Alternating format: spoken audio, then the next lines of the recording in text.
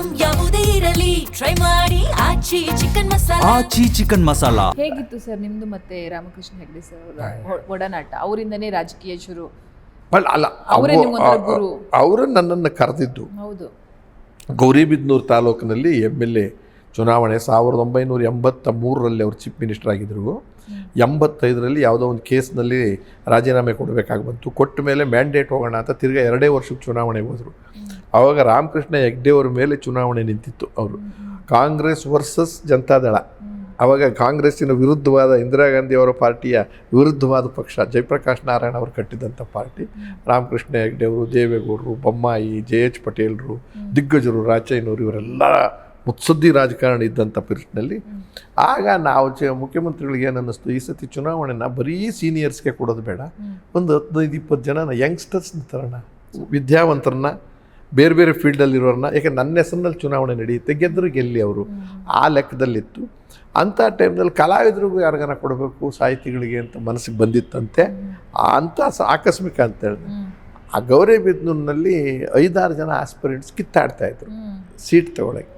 ಸೀತಾರಾಮ್, ನಮ್ಮ TN ಸೀತಾರಾಮ್, ಅವರು most popular ಇವರು ನಟ ಮತ್ತು ಡೈರೆಕ್ಟ್ರು. ಅವರು ಈ ವಾಸ್ ಫಸ್ಟ್ ನೇಮ್ ಆಸ್ಪಿರೆಂಟು.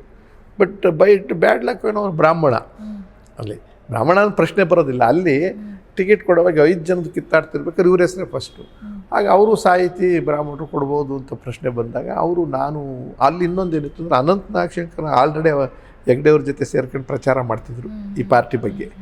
ಅವ್ರಿಗೆ ಯಾರಿಗಾನ ಕೊಡೋದು ಅಂತ ಏನೋ ಬಂದಾಗ ನಾನು ಚೀಫ್ ಮಿನಿಸ್ಟರ್ ಬ್ರಾಹ್ಮಣ, ಇನ್ನೊಬ್ಬರು ಬ್ರಾಹ್ಮಣರಿಗೆ ಕೊಡೋದು ಚೆನ್ನಾಗಿರೋದಿಲ್ಲ, ತಪ್ಪಾಗುತ್ತೆ ಅಂದಾಗ ಅಲ್ಲಿ ಸೀತಾರಾಮದು ಅದೇ ಪ್ರಶ್ನೆ ಬಂತಲ್ಲ, ಬ್ರಾಹ್ಮಣ ಪ್ರಶ್ನೆ ಇರ್ಬೋದು.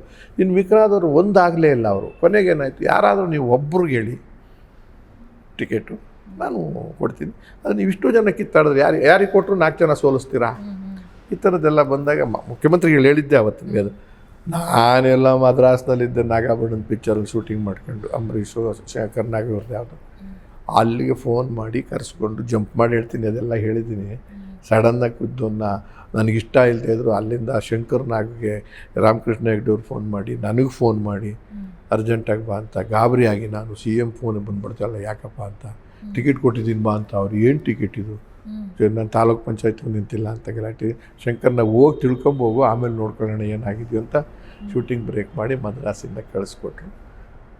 15-20 ದಿವಸದೊಳಗಡೆ ಅನಿವಾರ್ಯವಾಗಿ ಇಷ್ಟ ಇಲ್ಲದೆ ಇದು ನಿಂತ್ಕೊಂಡು MLA ಆಗೋಗ್ಬಿಟ್ಟು. Ramakrishna Hegde is the right ಮನುಷ್ಯ. ಆವಾಗ ಶಂಕರ್ನ, ನಾಗರಾಜ್ ಮೂರ್ತಿ, BL ಶಂಕರ್ ಅಂತ ಇಲ್ಲೆಲ್ಲ ಇದ್ದರು. ಸೀತಾರಾಮ್ ಅವರು ನನ್ನ ಜೊತೆಗೆ ಏಜೆಂಟಾಗಿ ಕೆಲಸ ಮಾಡಿದ್ರು. ಮತ್ತು ದೊಡ್ಡ ಕತೆ ಫೋನ್ ಮಾಡಿ ರಾಮಕೃಷ್ಣ ಹೆಗ್ಡೆ ಅವರು ಗಾಬರಿಯಾಗಿ ನಾನು ಬರೋದಿಲ್ಲ, ತಿರುಗಿ ಇಲ್ಲಿಗೆ ಕರೆಸ್ಕೊಂಡು ರಾಜಿ ಮಾಡಿಸಿ ಕೆಲಸಕ್ಕೆ ರಾಜೀನಾಮೆನೂ ಕೊಟ್ಟಾಯಿತು, ಎಲ್ಲ ಆಯಿತು. ಹಾಗೆ